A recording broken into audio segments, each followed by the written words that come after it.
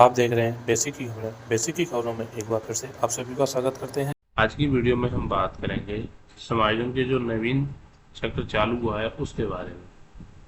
साथियों, वीडियो काफ़ी इंटरेस्टिंग होने वाला है, तो इसलिए वीडियो को अंत तक अवश्य देखें। यहाँ पर समायोजन का तीसरा सत्र जो चक्र है, तीसरा का चौथा चक्र स्टार्ट हो गया है, क्योंकि तीसरा चक्र कोर्ट द्वारा रद्द लगभग कर दिया गया था। इसके बाद नए सिरे से आपका समायोजन हो रहा है और उसके लिए 30 अप्रैल की छात्र संख्या ली गई है। इस बार ये अंतर किया है कि यूडाइस पोर्टल से छात्र संख्या नहीं ली जाएगी और आपके विद्यालय में जो बच्चे हैं उनका भौतिक निरीक्षण किया जाएगा। अब भौतिक निरीक्षण किस तरीके से हुआ है, कितना हो गया है, ये अलग विषय है, उस पर नहीं जाते हैं। हम बात करते हैं समायोजन की प्रक्रिया के बारे में। तो समायोजन के लिए आदेश जारी कर दिया गया था। इस आदेश में भी वही कुछ चीज़ें थी। ये स्पष्ट नहीं बताया है कि जूनियर का होना है कि सीनियर अध्यापक का किया जाना है। अगर शिक्षकों को कंपोजिट हो गया है तो उनको किस तरीके से होगा, ये कई सारी चीज़ें विषय हैं हमारे। और अगर एक से ज़्यादा किसी जूनियर विद्यालय में एक से ज़्यादा अध्यापक हैं सेम विषय के, तो उनका किस तरीके से होगा, या फिर प्राथमिक के जो हेड हैं उनका क्या किया जाएगा। तो हम इस सभी के बारे में इस वीडियो में बात करेंगे और कोशिश करेंगे आपकी समस्याएं जो भी हैं या फिर आपके मन में सवाल हैं उनको जवाब दिया जा सके। उससे पहले बात कर लेते हैं एक आदेश के बारे में जो कि लखीमपुर खीरी के बीएसए द्वारा जारी किया गया है। 8 तारीख 5वां महीना 8 मई 2026 को जारी किया गया है। अपर मुख्य सचिव उत्तर प्रदेश शासन के पत्र संख्या की दिनांक 4 मई 2026 के क्रम में जनपद में बेसिक शिक्षा परिषद के अधीन संचालित प्राथमिक उच्च प्राथमिक विद्यालयों में कार्यरत अध्यापकों के अंतर जनपदीय समायोजन के संबंध में सरप्लस शिक्षकों की सूची शासनादेश के प्रारूप 1 पर जनपद खीरी की वेबसाइट https khiri.nic.in पर अवलोकनार्थ प्रदर्शित कर दी गई है। वहाँ पर की वेबसाइट पर जो वेबसाइट है जनपद की, हर एक जनपद की वेबसाइट होती है एनआईसी पे, वहाँ पर अपलोड कर दी गई है, वो लोग दे सकते हैं, जिसमें अंकित सरप्लस शिक्षकों के समायोजन की कार्यवाही न्यूनतम 2 शिक्षकों की व्यवस्था हेतु आवश्यकता वाले विद्यालयों में समिति द्वारा की जाएगी। जहाँ पर कम से कम 2 अध्यापक होने चाहिए, उस हिसाब से आपके अध्यापकों की व्यवस्था समिति द्वारा की जाएगी। जनपदीय समिति के निर्णयानुसार सरप्लस शिक्षकों को निम्न प्रकार से चिन्हित किया गया है। विद्यालय में अधिकतम ठहराव वाले शिक्षक को सरप्लस के अंतर्गत चिन्हित किया जाएगा। अधिकतम ठहराव, अधिकतम ठहराव शब्द एक तरीके से गोल गोल लोगों को समझ नहीं आ रहा है कि ये हो क्या रहा है। अधिकतम ठहराव का मतलब क्या है? इसका मतलब है सीनियर अध्यापक। यहाँ सीनियर अध्यापक न लिख के उन्होंने अधिकतम ठहराव लिख दिया, जिससे कि थोड़ा सा विरोध कम हो, लोगों की समझ में कम आए। तो जो पहले विद्यालय में आया है, जो सीनियर है, उसका यहाँ पर समाय सरप्लस में चिन्हित किया जाएगा।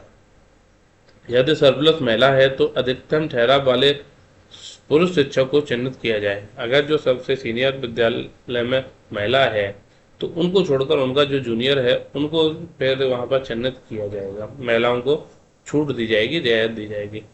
यदि सरप्लस शिक्षक दिनांक 31/3/2027 को तक सेवानिवृत्त हो रहा है तो अनुवर्ती अधिक ठहराव वाले शिक्षक को सरप्लस किया जाए। उन्होंने कहा कि अगर जो भी सरप्लस शिक्षक है वो इस सत्र में 31 मार्च को सेवानिवृत्त हो जाए, रिटायरमेंट हो रहे हैं, तो उनको ये छोड़कर उनका जो कनिष्ठ अध्यापक होंगे, सेकंड नंबर पर मोस्ट सीनियर होंगे, उनको आपको सरप्लस में डालना है।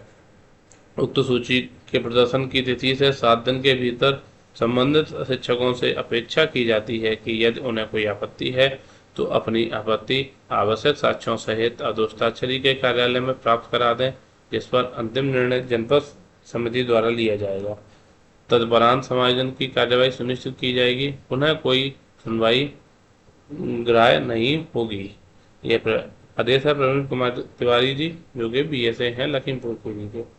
यहाँ पर इन्होंने जो सीनियर शिक्षक हैं उनका समायोजन के आदेश जारी कर दिया है। सीनियर शिक्षकों का समायोजन होगा। अगर सीनियर मोस्ट आपका महिला है तो उनके जगह पर सेकंड सीनियर जो अध्यापक होगा उनका समायोजन होगा।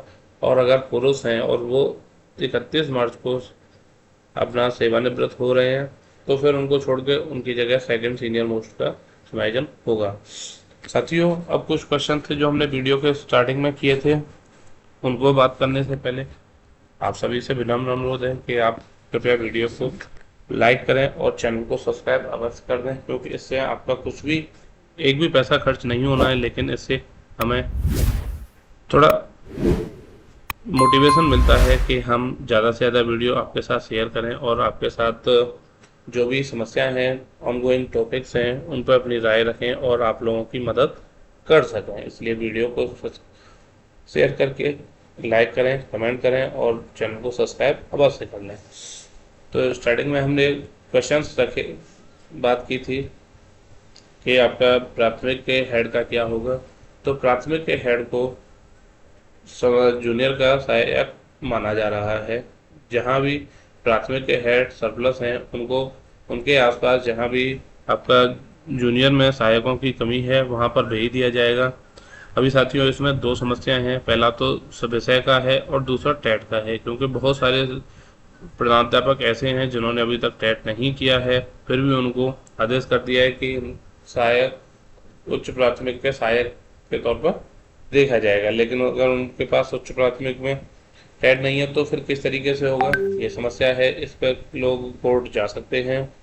दूसरा है मर्जिंग वाले कंपोजिट वाले विद्यालयों में किस तरीके से किया जाएगा, वहां पर किसको सीनियर माना जाएगा, किसको जूनियर माना जाएगा।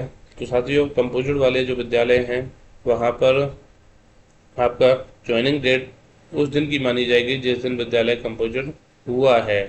अब ज्वाइनिंग उस दिन हो गई तो सारे के सारे अध्यापक आपके एक ही लाइन में आ जाएंगे। फिर उसमें आपका डेट ऑफ बर्थ और अल्फ़ाबेटिक के हिसाब से उन पर निकाला जाएगा। पहले डेट ऑफ बर्थ लगाई जाएगी, फिर अगर डेट ऑफ बर्थ सेम होती है तो फिर अल्फ़ाबेटिक के हिसाब से उनमें चेक किया जाएगा। कंपोजिट विद्यालय में चाहे वो कितनी भी साल की जॉब कर चुका है, अगर विद्यालय कंपोजिट हुआ है तो वो सारे के सारे एक ही दिन ज्वाइनिंग मानी जा रही है। तीसरा है आपका जूनियर विद्यालयों के अंतर्गत किस तरीके से समायोजन सरप्लस वाले अध्यापकों का किया जाएगा। तो साथियों, इसके बारे में कोई भी स्पष्ट आदेश अभी तक नहीं है कि अगर एक ही विषय के एक से ज़्यादा अध्यापक हैं और वो सरप्लस आ रहे हैं तो उनका किस तरीके से समायोजन होगा, इसके बारे में अभी तक कोई स्पष्ट जानकारी नहीं मिल पाई है। और इसके साथ ही जैसे लखीमपुर में आपका वरिष्ठ अध्यापक का समायोजन किया जा रहा है, ऐसे ही अलग अलग जनपदों में कहीं पे हमने जानकारी मिली है कि जो आपका जूनियर अध्यापक हैं, कनिष्ठ अध्यापक, उनका समायोजन के लिए आदेश जारी कर दिया गया है, उनका समायोजन में सरप्लस में नाम डाल दिया गया है। तो इस बार भी वही समस्या हो सकती है जो कि तीसरे समायोजन में हुई थी। और सबसे बड़ी बात जो छात्र संख्या की बात है कि वो छात्र संख्या हमारी किस तरीके से काउंट की जाएगी, क्योंकि कोर्ट ने आदेश किया था कि ये जो छात्र संख्या है वो आपको फिजिकली चेक करनी है, आप यूडाइस पर नहीं जाएंगे, लेकिन फिजिकली किस तरीके से चेक होगी इसके बारे में अभी तक कुछ समझ नहीं आ रहा है। तो किस तरीके से क्या होगा, आदेश तो ये था कोर्ट का कि अधिकारी जाएंगे विद्यालय में, वहाँ पर फिजिकली काउंट करके चेक करके बताएंगे, उसके बाद ही समायोजन होगा। लेकिन अभी तक लग नहीं रहा है कि इतना सारा काम इतनी जल्दी अधिकारियों द्वारा कर दिया जाएगा। चाहे वो ARP हो, क्रम शिक्षा अधिकारी हो या कोई भी हो, उनके द्वारा ये सारा कार्य इतनी जल्दी कर लिया जाएगा। तो साथियों, ये थी हमारी आज की वीडियो जिसमें हमने आपको बताने की कोशिश की कि किस तरीके से ये समायोजन में इस बार भी समस्याएं खड़ी हो सकती हैं। उम्मीद करते हैं आपको वीडियो अच्छी लगी हो। रखते हैं बस इतना ही, मिलते हैं बस अन्य वीडियो में, तब तक के लिए धन्यवाद।